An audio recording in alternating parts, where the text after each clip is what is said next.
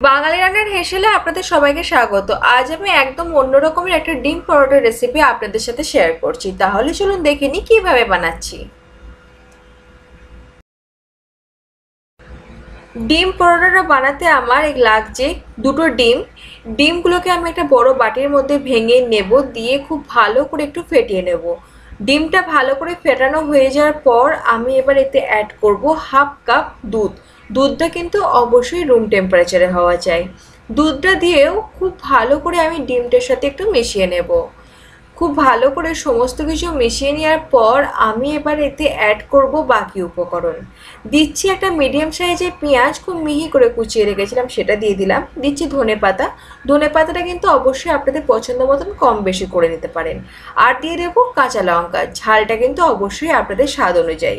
এবার আমি উপকরণগুলোকে ডিম আর দুধের যে মিশ্রণটা আমি বানিয়েছিলাম তার সাথে একটু মিশিয়ে নেব। ভালো করে সমস্ত কিছু মেশানো হয়ে গেলে আমি এবার এতে অ্যাড করব ময়দা। এখানে আমি 1 বাটি ময়দা নিয়েছি, সেখান থেকে হাফ বাটি আমি ময়দা কিন্তু ব্যবহার করব। ময়দাটা দিয়েও খুব ভালো করে একটু মিশিয়ে নেব। খুব ভালো করে মিশিয়ে নেওয়ার পর যদি মনে হয় যে একটু ঘন হয়ে যাচ্ছে ঘনত্বটা, তো সেক্ষেত্রে আপনারা কিন্তু এতে আরও একটু দুধ অ্যাড করতে পারেন।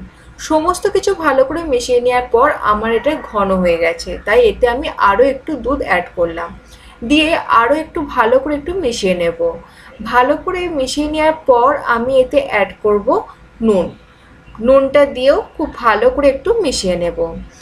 সমস্ত কিছু ভালো করে মিশিয়ে নিলেই ব্যাটার কিন্তু আমার একদম রেডি। এই ব্যাটারটা কিন্তু একটু পাতলা হবে, খুব একটা কিন্তু ঘন হবে না। পরোটাটা বানাবো তার জন্য তাওয়ায় তেল দিয়ে তেল আমি খুব ভালোভাবে গরম করে নেব। তাওয়া যখন খুব ভালোভাবে গরম হয়ে আসবে তখন ফ্লেমটাকে একদম কমিয়ে দিতে হবে। দিয়ে যে ব্যাটারটা বানিয়েছিলাম সেখান থেকে 2 হাতা ব্যাটার তাওয়ার উপরে দিয়ে দিতে হবে।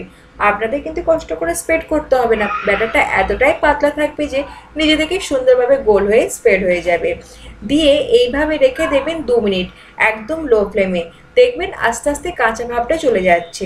যখন দেখবেন যে একটা সাইডে কাঁচা ভাব চলে যাচ্ছে তখন উল্টে আর একটা সাইডটাকে হালকা করে ভেজে নেবেন। দিয়ে ঘুরিয়ে ফিরিয়ে ভালোভাবে পরোটা সেঁকার মতন সেঁকে নেবেন, তাহলেই রেডি হয়ে যাবে ডিম পরোটা। আমার চ্যানেলে কিন্তু আরও অনেক রকমের ডিম পরোটার রেসিপি আছে, যদি ভালো লেগে থাকে তাহলে অবশ্যই গিয়ে দেখে আসতে পারেন। যাই হোক, আমার একটা পরোটা একদম রেডি হয়ে গেছে। সেমভাবে আমি বাকি পরোটাগুলোও বানিয়ে নেব। কেমন লাগলো ভিডিওটা অবশ্যই লাইক শেয়ার কমেন্ট করবেন, আর সাবস্ক্রাইব করতে কিন্তু একদম ভুলবেন না।